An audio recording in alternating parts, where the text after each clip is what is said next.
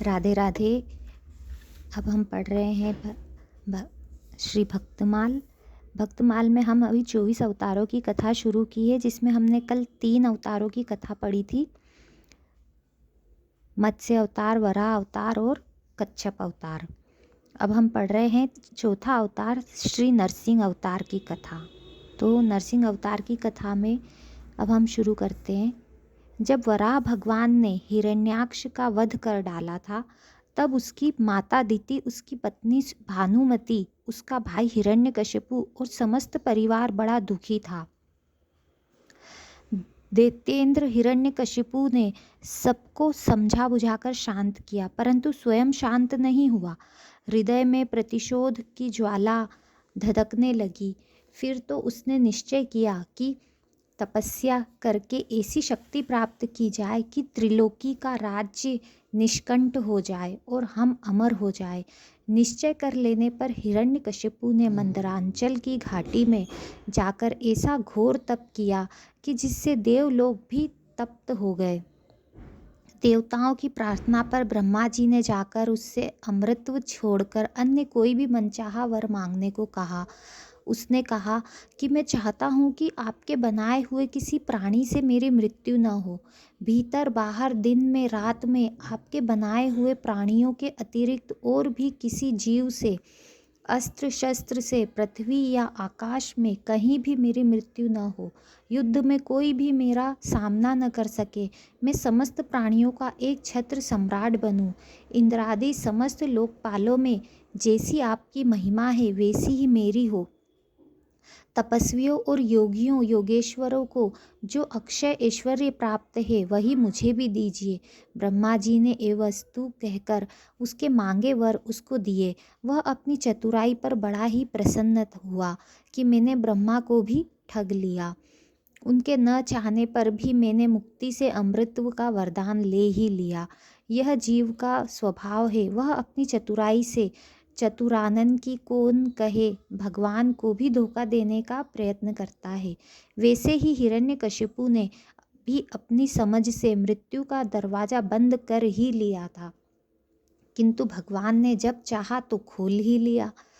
वर प्राप्त कर उसने संपूर्ण दिशाओं, तीनों लोकों तथा देवता, असुर, नर, गंधर्व, गरुड़, सर्प, सिद्ध, चारण, विद्याधर, ऋषि, पितृगणों के अधिपति मनु, यक्ष, राक्षस, पिशाचपति, भूत और प्रेतों के नायक तथा संपूर्ण जीवों के स्वामियों को जीतकर अपने वशीभूत कर लिया। इस प्रकार उस विश्वजीत असुर ने अपने पराक्रम से संपूर्ण लोकपालों के स्थान छीन लिए। स्वयं इंद्र भवन में रहने लगा। उसने दैत्यों को आज्ञा दी कि आजकल ब्राह्मणों और क्षत्रियों की बहुत बढ़ती हो गई है।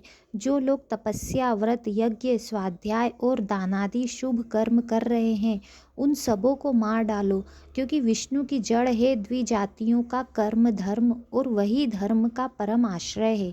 दैत्यों ने जाकर वैसा ही किया, परंतु जहाँ त्रिलोक्य में इस प्रकार धर्म का नाश किया जा रहा था, वहाँ हिरण्यकशिपु ने पुत्रों में प्रहलाद जी जन्म से ही भगवत भक्त थे।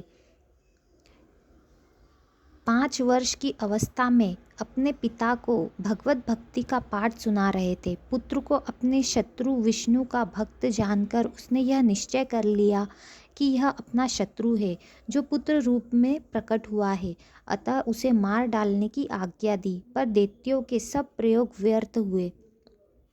तब हिरण्यकशिपु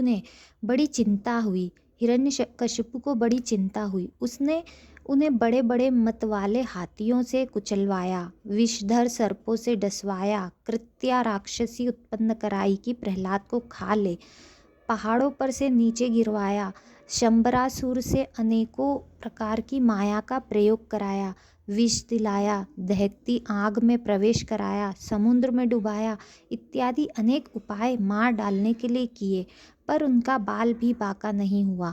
गुरु पुत्रों की सलाह से वे करुण पाश से बांध कर रखे जाने लगे कि कहीं भाग न जाए, और गुरुपुत्र इन्हें अर्थ, धर्म और कामना की शिक्षा देने लगे। छुट्टी के समय प्रहलाद जी ने समवयस्क असुर बालकों को भगवत भक्ति का स्वरूप बताया, जिसे सुनकर सब सहपाठी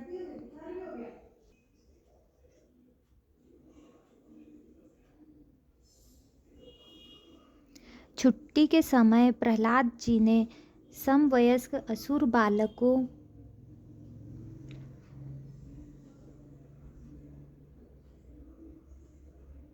बालकों को भगवत भक्ति का स्वरूप बताया, जिसे सुनकर सब सहपाठी असुर बालक भगवन्निष्ठ हो गए। यह देखकर पुरोहित जाकर सब हाल हिरण्यकशिपु से कहा। सुनते ही उसका शरीर क्रोध के मारे थरथर कांपने लगा और उसने प्रहलाद जी को अपने हाथ से मार डालने का निश्चय किया। उन्हें बुलाकर बहुत डांटा, झिड़का और पूछा कि तू किसके बल पर मेरी आज्ञा के विरुद्ध काम किया करता है।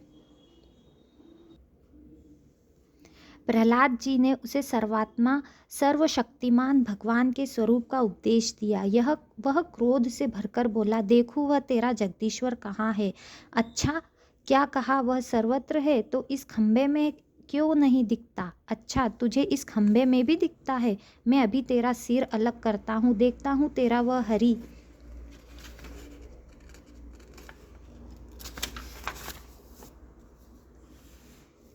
तेरी रक्षा कैसे करता है। वे मेरे सामने आए तो सही, इत्यादि कहते कहते जब वह क्रोध को संभाल न सका, तब सिंहासन पर से खड्ग किए लिए कूद पड़ा और प्रहलाद जी के यह कहते ही कि हाँ वह खंबे में भी है, उसने बड़े जोर से खंबे को एक घूसा मारा। उसी समय खंबे से बड़ा भारी शब्द हुआ। घूसा मारकर वह प्रहलाद जी को मारने के लिए झपटा था, परंतु उस अपूर्व घोर शब्द को सुनकर वह घबराकर देखने लगा कि शब्द करने वाला कौन।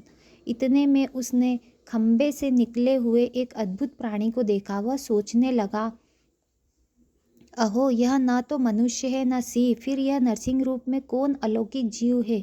वह इस अधेड़ बुन में लगा ही हुआ था कि उसने के बिल्कुल सामने नरसिंह भगवान खड़े हो गए। भगवान उससे बड़ी देर तक खेड़वार करते रहे। अंत में संध्या समय उन्होंने बड़े उच्च स्वर से प्रचंड भयंकर अट्टहास किया। उससे उसकी आंखें बंद हो गई। उसी समय झपटकर भगवान ने उसे पकड़कर राजसभा द्वार की ड्योरी पर ले जाकर अपनी जांघों पर गिराकर अपने नखों से उसके पेट को चीरकर उसे मार डाला। राधे राधे। ये थे श्री भक्त प्रहलाद जी की कथा। हरे कृष्ण।